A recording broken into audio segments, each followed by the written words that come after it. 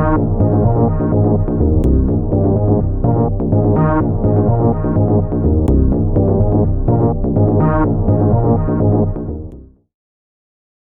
is up, people YouTube? It is I, Super Mariozilla, or you can call me Vinny, and today we are going to take a look at the amazing Yamaguchi Revoltech Batman. This is the first DC character to be released in the Revoltech line. Everyone has been excited for this figure for 3 reasons. 1, the extreme articulation. 2, the fact that it's a DC character. And 3, most importantly, he's Batman! He's fucking Batman! No doubt about it! He's the goddamn Batman! Sorry about that. So, will Batman be worth the purchase? Or maybe there are other Batman figures worth getting? Let's find out. I'm gonna point this out in all the reviews for these guys, but the whole aesthetic is stylized in an anime sort of fashion, and I will always stress, you can't knock this figure for being stylized. However, this figure looks good in some ways, but in other ways, it kinda falls flat for me. The face sculpt is wonderful, very stern and ready to kick some ass. The mask sculpt has a ferocious angry brow look to remind you that Batman is not very friendly. Unfortunately, the paint where the skin meets the mask is not very good, sorry to say. The ears are short but very sharp, so be careful. The chest has a very wrinkly and tight muscular sculpt. The bat logo is sculpted, which is clean, but I kinda wish the actual bat was not indented into the pecs. That's kind of eh. In the crevices of the muscles, there are some dark gray shading, which looks alright. Not the best, since it's just a bit inconsistent, and it gives him a bit more of a dirty look rather than a clean and sleek, shadowy Batman look. The belt is a very shiny gold, and the sculpt for the belt is also excellent. The arms have a muscular sculpt, and the gauntlets are very mechanical. The spikes on the gauntlets, not gonna lie, they look pretty goofy and not intimidating. If they were thinner and had more of a spike look to it, it would have looked a lot better. The fists have a mechanical glove look to them. The crotch region where the legs start has a very tight clothed sculpt. I don't know why there needs to be so many creases, it's a bit too distracting to be honest. By the way, something I didn't discover until looking at the photos, the butt has gold sparkles and paint from the belt. How? Why? Huh? This is unacceptable. And no, don't tell me it's not a big deal because you won't be able to see it because of the cape. When I buy a figure for close to $80, I expect good looks. I'm not going to cut it slack a bit because one of my accessories prevents you from seeing it.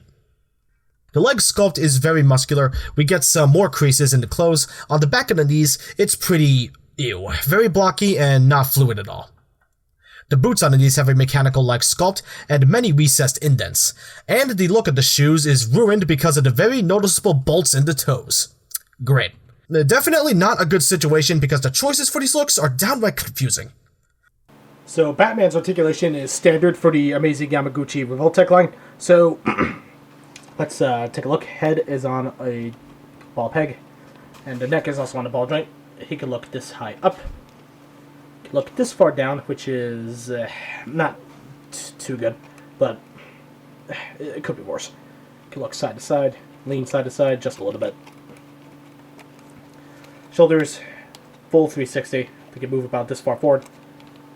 Obviously move this far forward, and the shoulder pads, they kind of do get in the way because they are on swivel hinges.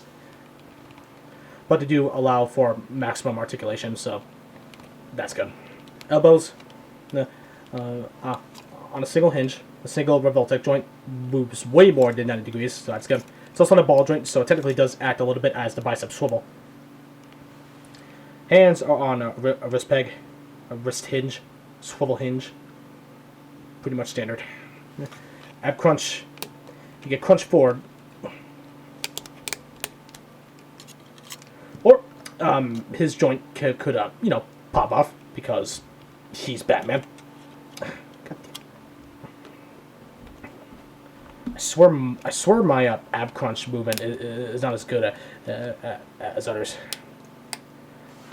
But he moves forward about this far, and Moo can hinge back a pretty decent amount. We also do have butterfly joints here in the shoulders. I almost forgot about that, actually, so I apologize. One thing I don't like is that the butterfly joints can actually go over the bat logo. I mean, I get that. They did that for, to allow maximum articulation, but I felt like that could have been done a little bit better. Belt, like Deadpool, is on ball joints. However, like Captain America's, it doesn't float awkwardly. It sits where, it's supposed to. So I'm happy with that. Legs can kick forward about this far, although it does come off at a severe angle, so do be aware of that.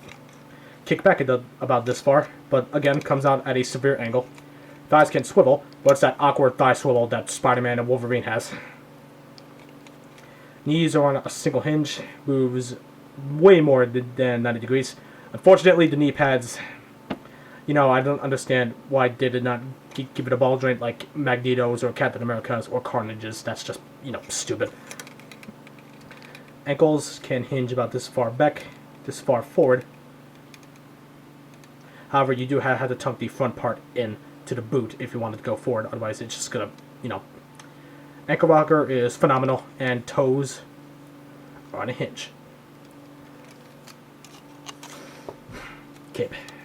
It's on a series of hinges, swivels, just many Revoltech joints, and it becomes an absolute mess when you're messing with it with the other cape accessories, and trust me, there's a lot of cape pieces. You can get it to work. I got it to work because, I have patience, but it should have been cloth. It should have been cloth. So, alright, but besides the shitty cape, bottom line, that's also a problem. What I was about to say, bottom line, Batman's articulation is superb for a Revoltech. It's amazing. No pun intended, I swear. So for those that wants a super articulated Batman to go fight some thugs, you will not be disappointed. However, the one thing you will be disappointed by is the crappy-ass cape. And I'll go over that more in the accessories. Because this cape... To the top of his head, he's just 6 inches and 1/4 of an inch tall. And to the top of his bat ears, he's just about 6.5 inches tall. Here are the comparisons. Here he is with the Figure Arts Vegeta Blue and Perfect Cell. Here he is with the Figure Arts Goku and Bulma. Here he is with the Revoltech Carnage and Spider-Man. Here he is with the Mezco Deathstroke and Superman. And finally, here he is with the Mezco Catwoman and Batman Beyond. Batman is sized pretty well with the other characters, so that's a good thing. We really don't get too much regular accessories, and I'm pretty sure that's because of this goddamn cape that upped the cost. Whatever, we'll get to that soon. Let's look at everything else. First is the Revoltech Sand with a peg and also the claw. For the faces, he comes with the neutral stern face that was on him in the package. Next is a angry teeth gritted face. For the hands, he comes with 2 fist hands that was on him in the package, 2 open stylized posed hands, 2 gripping hands for the grapple gun and batarang, and 2 cape clutching hands for the cape. We get 1 batarang, which looks a bit too simplified. I know that sounds odd, but it just looks a bit too cartoony for this figure. Next is the grapple gun, which is difficult to get into the gripping hands, but it's possible. And finally, a grapple gun that's fixed in the right hand, which is absolutely bullshit. A smart toy company would have given us 2 hands to use the gun and have the interchangeable claw, and Kaiyodo was not smart here. Lastly, the cape. These abominations come in many segments and are a pain in the ass to make it look remotely acceptable. But is it really that bad? Well, for you guys and gals, let's find out. Okay, so we just put that there, and, here...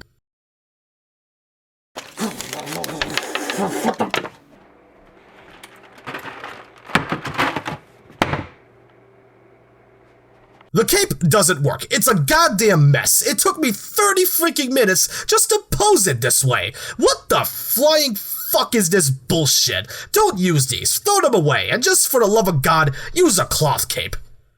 So, buy, don't buy, or wait for a sale. The more I mess with this figure, the more I kind of don't like it as much. So I'm gonna be brutally honest. This figure is pretty... After analyzing the looks more and more and messing with the articulation and finding myself limited with these accessories, this is not the figure it should have been. For close to $80, the flaws are a bit unacceptable. The only reason I'm not losing my shit is because I got this figure as a gift, but that still doesn't mean I wasn't disappointed. I had pretty high expectations and this figure failed me, and most of it is kind of the cape's fault. I know Revoltech figures are subjective, but on an objective standpoint, this figure is bleh. I can't recommend this figure unless you love the Dark Knight and want a Dark Knight to pose the fuck around. That being said, I'm sorry guys, but I'm gonna give this figure a 6.5 out of 10. Well, that's it. Thanks guys and gals so much for watching. If you liked this video, hit that like button. If you would like to be updated on when new videos goes up, be sure to subscribe. If you want to be notified when new videos go live, be sure to hit that bell icon. And if you want some behind the scenes stuff, be sure to follow me on Instagram. Link to it is down below. I'll see you all in the next video. Peace out.